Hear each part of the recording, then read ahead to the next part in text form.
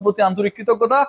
BPL এর update অবশেষে players draft auction নিলাম, যেভাবেই বলি না কেন এই ডেট এতবার চেঞ্জ হচ্ছিল যে আজকে নভেম্বরের শেষ দিন 30 তারিখে শেষ পর্যন্ত নিলাম হবে নাকি এটা ডিসেম্বরে চলে যাবে, এরকম একটা স্পেকুলেশন ছিল।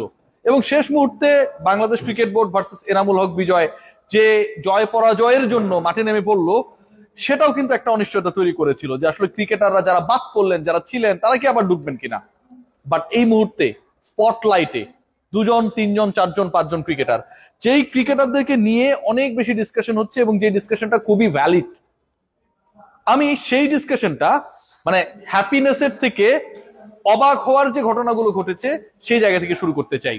লিটন কুমার দাস, আমি বিডি ক্রিক টাইমে একটা কন্টেন্টে বললাম যে আমাকে যদি এই মুহূর্তে চুজ করতে দেওয়া হয় টি-20 কোন ক্রিকেটার থেকে যিনি ডিরেক্ট সাইন হন নাই, কাকে নিতে চান, মাই choice was Liton Kumar Das, captain, keeper, opening batter and scorer. Liton Kumar Das যিনি ক্যাটাগরি এ মানে টপ ক্যাটাগরিতে অবশিষ্ট যে 2 জন ক্রিকেটার ছিলেন, নাইম শেখ এবং লিটন কুমার দাস, তাদের একজন।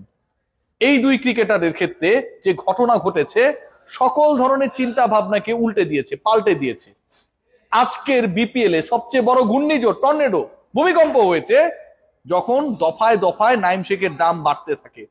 প্রথম কলটাই ছিল লিটন এবং নাইমের মধ্য থেকে নাইমের, এবং যেই কল শুরু হয়েছিল 50 লাখ টাকায়, শেষ পর্যন্ত সেটা ডাবলেরও বেশি 1 কোটি 10 লাখ টাকায় গিয়ে শেষ হয়েছে। নাইম শেখকে চট্টগ্রাম 1 কোটি 10 লাখ টাকায় দলে ফিরিয়েছে এবারের বিপিএল এর জন্য। নাইম শেখ যখন কোটিপতি, লিটন কুমার দাস তখন কোটিপতি হতে পারে না।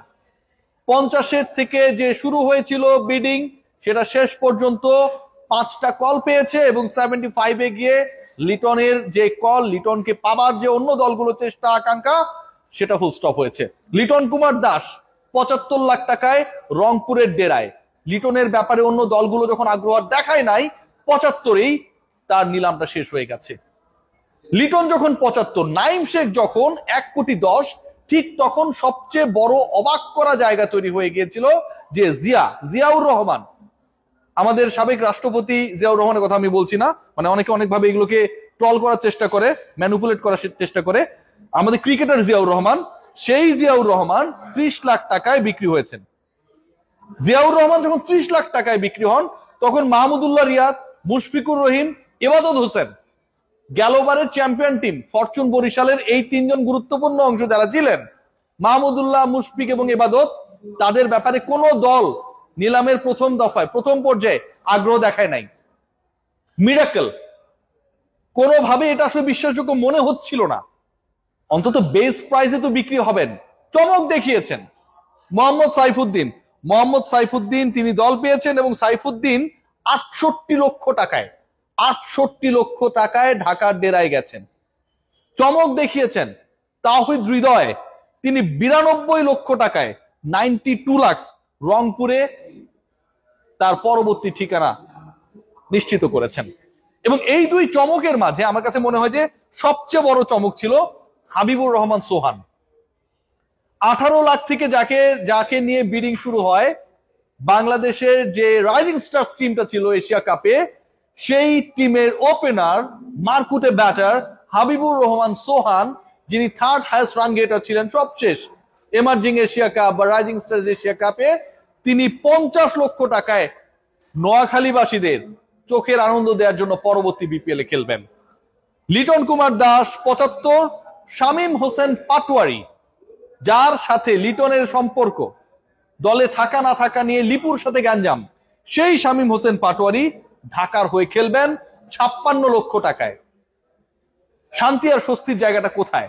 সাব্বির রহমানকে নিয়ে অনেক কন্টেন্টস হয়েছে, অনেক আলোচনা হয়েছে, শেষ পর্যন্ত সাব্বির কোন দলে খেলেন সেই ডিসকাশনটা যখন তুঙ্গে, তিনি কোন দলের হয়ে পরের বিপিএল এ খেলবেন, নাকি আনফরচুনেট হয়ে গত বিপিএল এর আগের যে আসরগুলো ছিল সেই আসরগুলোতে তিনি দল পাননি, সেরকম কোনো কিছু একটা করতে যাচ্ছে। সাব্বিরের দল পরিবর্তন ঘটে নাই। Sabbir is going two B the part of Dhaka again. Dhaka Capitals এর হয়ে সাব্বির খেলবেন। গেল আসরে সাব্বির খেলেছিলেন ঢাকার হয়ে, এবং এবার সাব্বিরের প্রাইস 28 লাখ, 28 লক্ষ টাকায় সাব্বিরের ঠিকানা ঢাকা ক্যাপিটালস। আমাদের আরেক প্রিয় ক্রিকেটার, বাংলাদেশকে দীর্ঘ সময় সার্ভিস দেয়, যাকে এখনো বাংলাদেশের মানুষ মিস করে, নাসির হোসেন, তিনিও ঢাকায়। তাসকিন আহমেদ আগে থেকেই ঢাকায়। নাসির সাব্বির তাসকিন। আমার কাছে মনে হয় ঢাকাকে রোমাঞ্চকর বিপিএল এর এক্সপেরিয়েন্স দেওয়ার জন্য যে লোকাল ক্রিকেটাররা, যাদের ব্যাপারে মানুষের প্রচন্ড আগ্রহ রয়েছে, যেই ক্রিকেটারদের fan base is very huge, সেই পার্টিকুলার ক্রিকেটাররা এই মুহূর্তে ঢাকার ডেরায়। আলোচনা রয়েছে জাকের আলী অনিক। প্রিয় জাকের আলী অনিক এবারও বল যেখানেই যাক তিনি লেগ সাইডে মারবেনি, এবং বিপিএল আমার কাছে মনে হয় ওয়ার্ল্ড কাপের আগে সেটা একটা ভালো প্রিপারেশন তার হয়ে যাবে।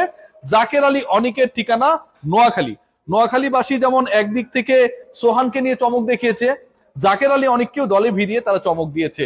জাকেরের দাম বাড়ে নাই। জাকের 35 লাখ টাকার ক্রিকেটার, মানে যেই বেস প্রাইজের ক্রিকেটার তিনি ছিলেন, সেখানটাই একটা দলই বিট করেছে, সেটা হচ্ছে নোয়াখালী এক্সপ্রেস, এবং 35 লাখ টাকায় জাকের আলী অনিকের ঠিকানা সেখানটায়। চমক জাকেরের যদি ব্যাপারটা চমক হয়, মুশফিক মাহমুদুল্লাহ যদি দল না পাওয়া চমক হয়, আমার কাছে মনে হয় যে সবচেয়ে বড় চমক এবারের বিপিএলে ইয়াসির চৌধুরী রাব্বি। তার প্রাইস কত হতে পারত, তার দল পাওয়া নেই, কিন্তু আমরা অনেকটা কনফিউজ ছিলাম। ইয়াসির চৌধুরী রাব্বি যখন ছক্কার দরকার হয় তখন তিনি সিঙ্গেল নেওয়ার চেষ্টা করেন, যখন সিঙ্গেলের দরকার হয় তখন তিনি ছক্কা মারার চেষ্টা করেন, যখন কোনোটারই দরকার হয় না, টিকে থাকার দরকার হয়, তখন তিনি রিভার্স সুইপ করেন। সেই ইয়াসির চৌধুরী রাব্বি রাজশাহীতে খেলবেন 44 লক্ষ টাকায়। Yasir Chowdhury Rabbi is a middle order batter, he is going to play for Rajshahi 44 lakh টাকায়। একই অলমোস্ট পজিশনের ক্রিকেটার মাহমুদুল্লাহ রিয়াদ, মুশফিকুর রহিম 35 লাখ টাকাও বিক্রি হয় নাই, কোন দল কেনে নাই। ইবাদত হোসেনের মতো একদম প্রিমিয়াম পেসারকে কোন দল প্রথম দফার নিলামে কেনে নাই। আমার কাছে মনে হয় যে এবারে নিলামে এই জায়গাগুলো যথেষ্ট কনফিউজিং, ডিবেটেবল, এবং কেন আসলে তাদের ব্যাপারে আগ্রহ থাকলো না সেটাও একটা বড় প্রশ্ন। আরেকজন ক্রিকেটার রয়েছেন পারভেজ হোসেন ইমন। আমার কাছে মনে হয় ইমনের ক্ষেত্রে সিলেট অনেক উইনার হতে পারে। 35 লাখ টাকার মধ্যেই তারা ইমনকে পেয়ে গেছে। ইমনের প্রাইস আমার কাছে মনে হচ্ছিল যে অ্যাটলিস্ট 50 লাখ প্লাস হওয়ার কথা ছিল। লাস্ট ম্যাচেও ভালো খেলেছে, রেগুলার ওপেনিং এ ভালো করেন। সো এরকম একজন ক্রিকেটার পারভেজ হোসেন ইমন, এবং একই সাথে একটা স্পেশালিস্ট পজিশনে তিনি হচ্ছে স্পেশালিস্ট, সেই জায়গায় পারভেজ হোসেন ইমন অনলি 35 লাখে একটা দলে চলে গেলেন এবং অন্য কেউ বিট করলো না। এটাও আমার কাছে খুব ইন্টারেস্টিং মনে হয়েছে। বাট ওভারঅল আজকে এই অকশনের ইন্টারেস্টিং পার্ট হচ্ছে নাইম শেখ 1,10,00,000 টাকায় সর্বোচ্চ দামে বিক্রিত ক্রিকেটার। 1,10,00,000 টাকায় বিক্রি হলেন বাংলাদেশের সবচেয়ে trolled cricketer Naim Sheikh, and that happened in the very first bidding, যেখানটায় তারপরেই লিটন কুমার দাসকে তোলা হয়। 75-এ বেশি তিনি যেতে পারেন নাই। যখন এখানটায় কম্পিটিশন হচ্ছিল তাদের নিয়ে, তখন আলো ছড়িয়েছেন সাইফুদ্দিন 68 লক্ষ টাকায় দল পেয়ে, আলো ছড়িয়েছেন তাওহিদ হৃদয়, সবসময় বিপিএল তিনি পারফর্ম করেন 92 লক্ষ টাকায় দল পেয়ে, এবং সকল আরো কেড়ে নিয়েছেন মোহাম্মদ মিঠুন 52 লক্ষ টাকায় দল পেয়ে। বিশ্বাস হচ্ছে? হোক আর না হোক, এগুলোই ঘটনা। আজকের বিপিএল অকশন নিয়ে অনেক ঘটনা ঘটেছে, এবং অকশন যখন চলছিল তখন সবচেয়ে ইন্টারেস্টিং পার্ট, অকশনার হিসেবে যিনি ছিলেন তিনি অনেক ক্ষেত্রে রুলস ব্রেক করে নিজের মতো করে এটা পরিচালনা করার চেষ্টা করছিলেন। তো মাহবুব ভাইকে আসলে যারা গালিগালাজ করেছিলেন, আমার কাছে মনে হয় আজকের বিপিএলও সেই ঘটনাগুলো, বিপিএল এর অকশনে সেই ঘটনাগুলো ঘটেছে, এবং এগুলো ঘটে, এটাই আলটিমেটলি একটা বড় আসরের মর্যাদা বা কি বলবো এক্সাইটমেন্টের সাথে জড়িত। ওভারঅল আবার যদি ডিসকাস করি, সাব্বির রহমান 28 লাখ টাকায় ঢাকায়, নাইমকে নিয়েছে চট্টগ্রাম 1,10,00,000, লিটন কুমার দাস 75 লাখ টাকায় রংপুরে গেছেন।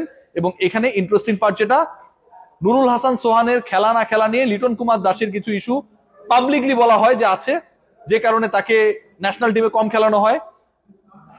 রংপুরের হয়ে লিটন কুমার দাস নুরুল হাসান সোহানের ক্যাপ্টেন্সিতে খেলবেন, এটাও কিন্তু একটা ইন্টারেস্টিং ব্যাপার। শেষ পর্যন্ত কি হয় দেখি।